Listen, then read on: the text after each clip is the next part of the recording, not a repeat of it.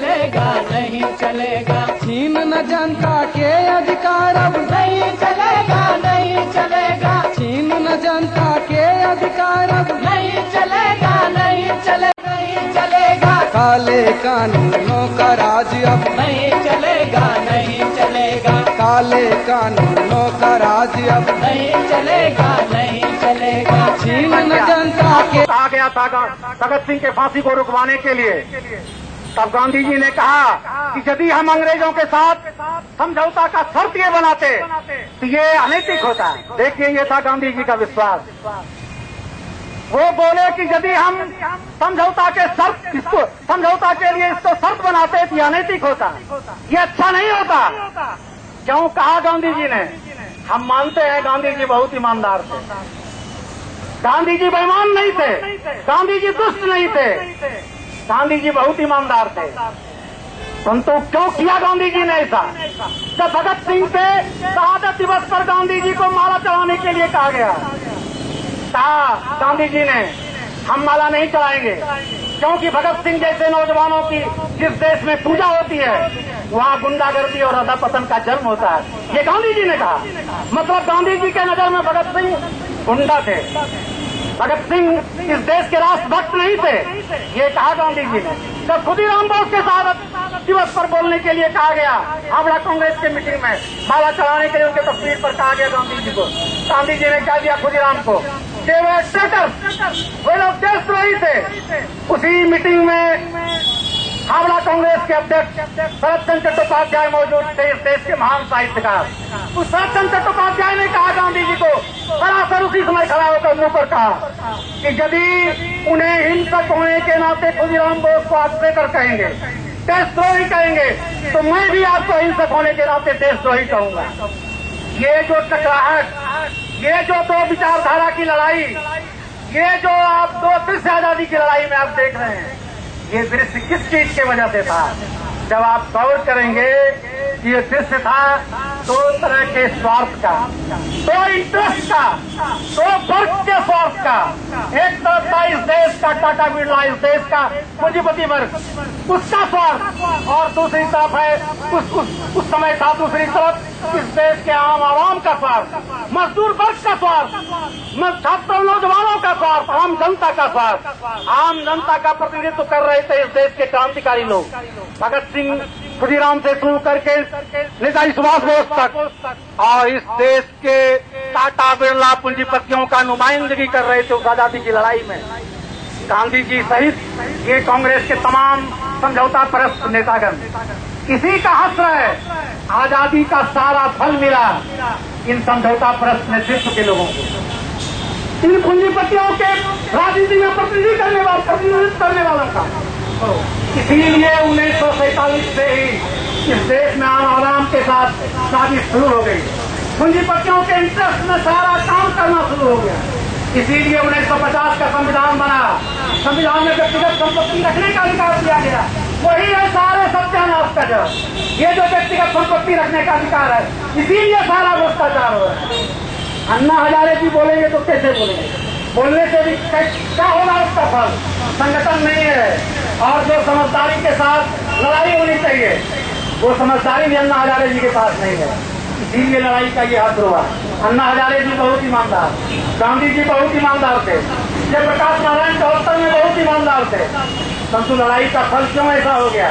फिर जिस शक्ति को हटा करके जयप्रकाश नारायण आंदोलन के बल पर हटा दिए थे, दूर धकेल दिए थे, फेंक दिए थे उठा करके, फिर वही शक्ति 28 साल बाद 1980 में इस देश के आम आवाम ने नारा लगा दिया, आधी रोटी खाएंगे, इंदिरा को बुलाएंगे। जिस इंदिरा गांधी के खिलाफ इतना घोर नफरत था, महंगाई और भ्रष्टाचार के खिलाफ देश में घोर नफरत था, उसी इंदिरा गांधी के लिए नारा लगवा दिया इस देश के पूंजीपतियों ने, आधी रोटी खाएंगे, इंदिरा गांधी को बुलाएंगे। जयप्रकाश नारायण का आंदोलन इस लक्ष्य पर जाना चाहिए था, नहीं पहुंचा था। ठीक उसी रंग से अन्ना हजारे का भी आंदोलन आज विफल हो गया। क्यों विफल हो गया?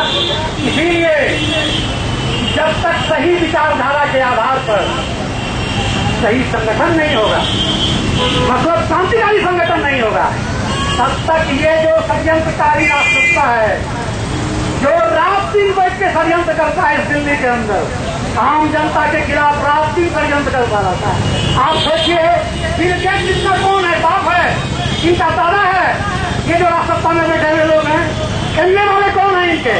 ये FBI के लिए रास्ता खोल दिया, बिल गेट्स के लिए रास्ता खोल दिया, एमए वाले के लिए रास्ता खोल दिया, तमाम मल्टीनेशनल के लिए रास्ता खोल दिया।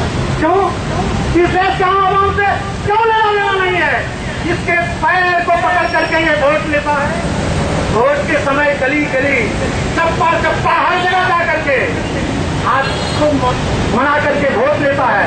तब तो वोट लेने के बाद सब कुछ खत्म करो, भूल जाता है, भूलता नहीं, जानबूझ करके थक करके वो जानता है उसका विश्वास यहाँ तक है। आप यदि समझ कर वोट नहीं देंगे, आपका वोट हम खरीद लेंगे। आप खरीदने से भी नहीं मानेंगे। गुंडे हैं हमारे पास, गुंडों का नाम दिखा करके आपका वोट लूट लेंगे। सस्ता नहीं है क्या? साधन से ही कर रहा है इस देश में, और आप खुल्लम खुल्ला कर रहा है, कोई शर्म नहीं। जितना बार हो मनमाना डीजल का दाम बढ़ाओ, जितना बार मनमाना हो पेट्रोल का दाम बढ़ाओ, पूंजीपतियों के इंटरेस्ट में, पेट्रोल कंपनियों के इंटरेस्ट में जो कुछ करना है नंगा हो करके करो, ये कर रहा है। इन्हें इसको ये भी चिंता नहीं है, जानता है देश की जनता इस स्तर पर अभी है नहीं कि हम जो ये कर रहे हैं इसलिए हमको सरकार से ये लोग हटा देगा। ये इतना एकदम बेफिक्र है, हम करेंगे और फिर वोट लेकर के आ जाएंगे, सरकार में बैठ जाएंगे। हम लोगों को इतना ही ये नाचीज समझता है, इतना ही बेकार समझता है, और हम भी बने हुए हैं नादानी के चलते, अपने हक को नहीं समझने के चलते। जिस दिन इस देश का आम आवाम ये समझ करके उठकर खड़ा हो जाएगा कि जब तक ये सरकार बदलने से कुछ नहीं होगा, जब तक इस राजसत्ता को उखाड़ करके नहीं फेंकेंगे आप। राजसत्ता अलग चीज है, सरकार अलग चीज है। राजसत्ता है ये जो पूरा मिशनरी है, ये पूरा पुलिस, सेना, ये न्याय व्यवस्था, ये पूरा प्रशासनिक महकमा। चुनाव में सरकार हट जाता है, परंतु ये क्या चीफ सेक्रेटरी हटता है? नहीं। ये पूरा पुलिस का ACDC ये सब हटता है क्या? नहीं। कलेक्टर हटता है? नहीं, कुछ भी नहीं हटता है, थानेदार भी नहीं हटता है, चौकीदार भी नहीं हटता है। ये जो टाटा बिरला का मैनेजर है, जिसको लेकर के ये नकली संसद, सिर्फ झूठी बात, ये दुनिया का सबसे बड़ा लोकतंत्र है, फालतू बात। ये दुनिया के सबसे बड़े धन्ना सेठों का प्रतिनिधित्व करने वाला, ये नंगा नाच करने वाला लोग, वही लोग बैठते हैं। देखिए संसद का चेहरा क्या है, 350 लोग करोड़पति है, 11 इसमें अरबपति है, 1 तो खरबपति भी है। ये है संसद का प्रतिनिधि। ये हम आवाम के लिए सोचेगा? कभी नहीं सोच सकता है। इसको पता है कि लोगों का भूख से पेट कैसे चलता है, डीजल का दाम बढ़ाने से क्या होता है, महंगाई बढ़ने से उसका क्या असर होता है। एक मंत्री कहा था महंगाई बढ़ने से हमको बहुत आनंद आता है। देखिए इस देश का मंत्री वो जनता का प्रतिनिधि है, वो कहता है महंगाई बढ़ने से हमको बहुत ही आनंद आता है। वो आपकी बात का प्रतिनिधित्व कर रहा है, कभी धोखे में नहीं रहिए। वो हमारा प्रतिनिधित्व नहीं कर रहा है, वो है टाटा बिरला का प्रतिनिधि। आप देखिए चुनाव में आपसे कभी चंदा मांगने जाता है? नहीं, उल्टा आपको पैसा देता है वोट खरीदने के लिए, आपको लुभाने के लिए, भरमाने के लिए करोड़ों करोड़ रुपया, अरबों अरब रुपया खर्च करता है, आपसे पैसा नहीं मांगता है। आखिर ये पैसा लाता कहाँ से है? सब पार्टी वाला, कोई हो, क्षेत्रीय दल हो, राज्य स्तरीय दल हो और राष्ट्रीय पार्टी है, तथाकथित राष्ट्रीय पार्टी है नहीं है, ये टाटा बिरला की पार्टी है। राष्ट्र मतलब टाटा बिरला नहीं साथियों, राष्ट्र मतलब है पूरा इस राष्ट्र का आम आवाम। हमारा दल वो नहीं है, वो है टाटा बिरला का दल। ये सब लोग पूरे चुनाव के अंदर 10 से 15, 20 हेलीकॉप्टर उड़ाते हैं। एक हेलीकॉप्टर का किराया होता है 1 घंटे का 80,000 से लेकर 1,20,000 रुपया। ये लोग महीना 1.5 महीना तक रखते हैं उस हेलीकॉप्टर को। वो प्रचार चलाते हैं, एक पार्टी वाला 10-10, 12-12 हेलीकॉप्टर। कहाँ से लाता है उतना पैसा? कभी आपने सोचा? ये सारा पैसा देता है टाटा बिरला, इसीलिए उसके इंटरेस्ट में ये करता है। हमने जो सवाल उठाया है ये बेरोजगारी का सवाल, ये बेरोजगारी देखिए जिस व्यवस्था को ये पूंजीवाद तोड़ करके आया, सामान्यवाद को, उस सामंतवाद में भी कोई बेरोजगार नहीं थे। इस व्यवस्था को ये कितना ये है, देखिए निकृष्ट और कितना षड्यंत्रकारी है। इसको जब जरूरत था, ये तो जन्म से ही चोर है। जब इसको जरूरत था, जब इसने औद्योगिक क्रांति किया दुनिया में, तब इसलिए खेत से लोगों को पकड़ पकड़ करके ये इक्वलिटी, लिबर्टी एंड फ्रेटर्निटी का नारा दिया था, समानता, समता और भाईचारा का नारा दिया था। खेत से लोगों को पकड़ करके सामंतों के चंगुल से मुक्त करा के लोगों को अपने कारखाना में लाया था। पकड़ पकड़ करके हमारे दादा परदादा को ये लोग नौकरी देता था। नहीं है पड़े हुए ठप्पा ले लेता था, कहता नौकरी करो, रेलवे में नौकरी करो, हमारे स्टील प्लांट में नौकरी करो, हमारे इस कारखाना में नौकरी करो, उस कारखाना में नौकरी करो। आज क्या कह रहा है? नौकरी नहीं है। सारा सरकारी पद, ये जो पुलिस वाले खड़े हैं ना, इनके पद को भी ठेका पर करने जा रहा है। कर दिया कुछ राज्यों में, यहाँ भी कर देगा। इनको सबसे पीछे करेगा, क्यों? कि इनके पास लाठी दिए हुए है ना हम लोगों को रोकने के लिए, इसलिए सबसे अंत में इनको करेगा। इनके भी पद को ठेका पर कर देगा। सारे सरकारी पद को ठेका पर कर दिया, कोई सरकारी जगह नहीं रहने दिया। क्यों? इसीलिए कि कोई लेबिलिटी नहीं रहेगी हमारी। नौकरी खत्म कर दो, ठेका का मजदूर बहाल करो, मास्टर के रूप में, कर्मचारी के रूप में, किरानी के रूप में, नर्स के रूप में, डॉक्टर के रूप में, इंजीनियर के रूप में, सभी रूप में ठेका मजदूर बहाल करो। ये ठेकेदारों का सरकार है, ये लुटेरों का सरकार है, बटमारों की सरकार है। इसीलिए हम जानते हैं कि ये सभी को रोजगार नहीं देगा। इसलिए हमने मांग उठाया कि जिसको बेरोजगार नहीं दोगे तुम, उसको बेरोजगारी भत्ता जीने लायक दो, बेरोजगारी भत्ता दो। ये दे रहा था तमाम पूंजीवादी देश। कब?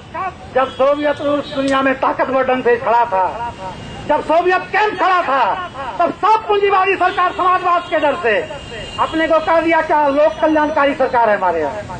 इसलिए वो लोक कल्याण के नाम पर वो सभी जगह बेरोजगारी भत्ता देता था। ये सब्सिडी जो गैस में मिल रहा है, इसके पहले जो डीजल में सब्सिडी मिलता था और बहुत सारे चीजों में सब्सिडी मिलता था, दवाई अपनी ओर से सरकार खरीद के हॉस्पिटल में रखता था। इसलिए समाजवादी खेमा के डर से, जैसे ही समाजवादी खेमा टूट गया, सोवियत रूस आज नहीं है। यद्यपि दो देश है, क्यूबा और उत्तर कोरिया, वहाँ देखिए कोई बेरोजगार नहीं है, कोई भिखमंगा नहीं है, कोई अशिक्षित नहीं है, परंतु वो छोटा देश है। उसके पास ये ताकत नहीं है कि जिस ताकत से अमेरिका डर सके, ये साम्राज्यवादियों का खेमा डर सके, ये ताकत उसके पास नहीं है। परंतु सोवियत रूस के पास ये ताकत था। अमेरिका ने कोशिश किया था एक देश में घुसने के लिए, सोवियत रूस उसके पहले कई बार उसको समझा चुका था, धमकी दे दिया था।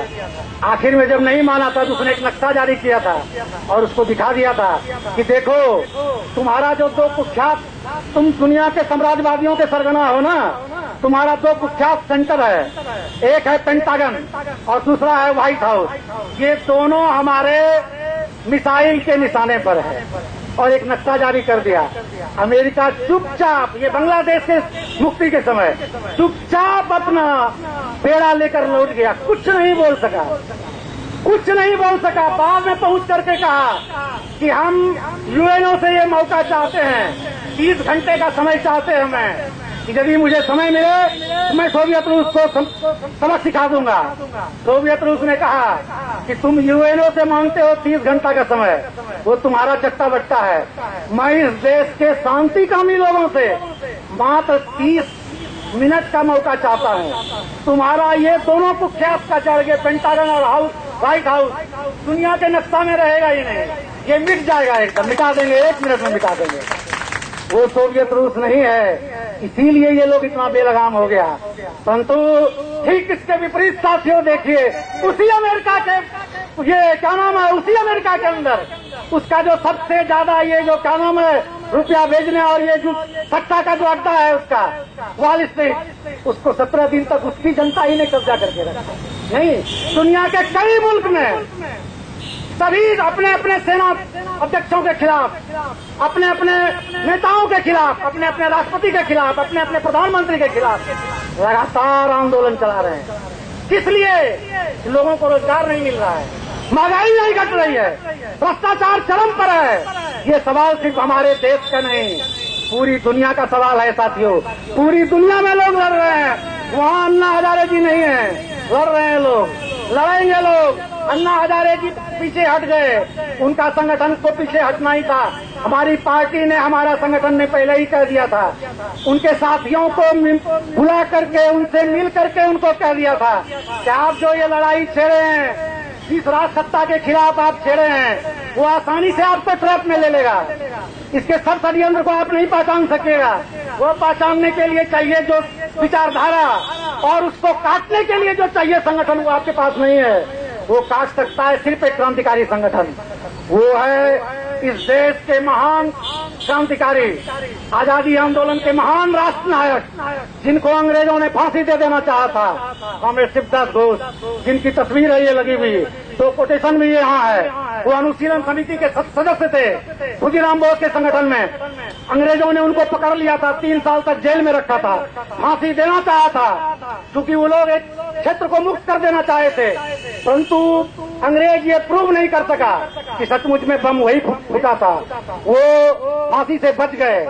उन्होंने उसी समय जेल में रहते हुए महसूस किया था कि देश में इतने क्रांतिकारी लोग अपना सब कुछ बलिदान दिए, परंतु जो आजादी मिलना चाहिए था, साथियों बताइए, भगत सिंह के सपनों की आजादी मिली क्या? नहीं। सुभाष बोस के सपनों की आजादी मिली क्या? नहीं। खुदीराम बोस के सपनों की आजादी मिली क्या? नहीं। अशफाक उल्लाह राम प्रसाद बिस्मिल के सपनों की आजादी नहीं मिली। शिवदास घोष उस समय ही सोचना शुरू कर दिए कि ये सारे क्रांतिकारी लोग एक से एक बढ़कर कुर्बानी दिए, फांसी पर इस तरह से चढ़े कि फांसी देने वाला शर्मा गया, फांसी देने वाला रो रहा था, परंतु ये लोग हंस रहे थे फांसी के फंदा पर। फिर भी वो आजादी क्यों नहीं मिली जो आजादी वो लोग चाहते थे? शिवदास घोष ने समझा कि सही विचारधारा के आधार पर, सही संगठन नहीं होने के चलते, क्रांतिकारी संगठन नहीं होने के चलते बार बार लड़ाई आगे बढ़ेगी, परंतु उसे पीछे हट जाना पड़ेगा। सही संगठन के अभाव में, सही क्रांतिकारी विचारधारा के आधार पर निर्मित संगठन के अभाव में, निर्मित पार्टी के अभाव में इस षड्यंत्रकारी राज सत्ता को नहीं काट सकेगी आम जनता। यही है दुनिया का इतिहास। इसीलिए साथियों, आंदोलन ही एकमात्र रास्ता है। आंदोलन छोड़ करके कोई दूसरा रास्ता नहीं है, और आंदोलन चाहिए सही संगठन के नेतृत्व में, सही विचारधारा के नेतृत्व में, तभी आप इस षड्यंत्रकारी व्यवस्था के सारे जड़मूल को काट सकेंगे और इसकी जगह पर वैज्ञानिक समाजवाद की स्थापना कर सकेंगे। हमारा एकमात्र संगठन इसी उद्देश्य को लेकर लड़ाई लड़ रहा है, इसलिए हमारे साथी चल रहे थे भगत सिंह के कोटेशन को लेकर। देखिए क्या कहा भगत सिंह ने, संघर्ष उस वक्त तक चलता रहेगा जब तक मुट्ठी भर लोग अपने स्वार्थ की पूर्ति के लिए साधारण जनता के श्रम का शोषण करते रहेंगे, चाहे वो शोषण करने वाले लोग भारतीय हों या विदेशी हों। लड़ाई हमारी चलती रहेगी जब तक शोषण हमारा हो रहा है। इससे मुक्ति के लिए सही संगठन के आधार पर ही हमें आगे बढ़ना पड़ेगा, उसको ताकतवर बनाना पड़ेगा। आज जिस ताकत से आए हैं, अगले प्रदर्शन में आप इससे कई गुना बढ़ करके आइए, फिर साल भर बाद इससे 10 गुना ताकत लेकर आइए। देखिए चोट खाता है कि ये व्यवस्था, निश्चित चोट खाएगा। ये किस खेत की मूली है, इसे हम लोग उखाड़ करके 7 समुद्र पार करके वैसी मिट्टी में दफना देंगे जहाँ से ये किसी भी ढंग से अपना बुलबुला भी नहीं छोड़ सकेगा। यही है विज्ञान का नियम, यही है इतिहास का नियम। इस पूंजीवाद को जाना है, समाजवाद को आना पड़ेगा। इनकलाब जिंदाबाद, AIDYO जिंदाबाद, आपका प्रदर्शन जिंदाबाद।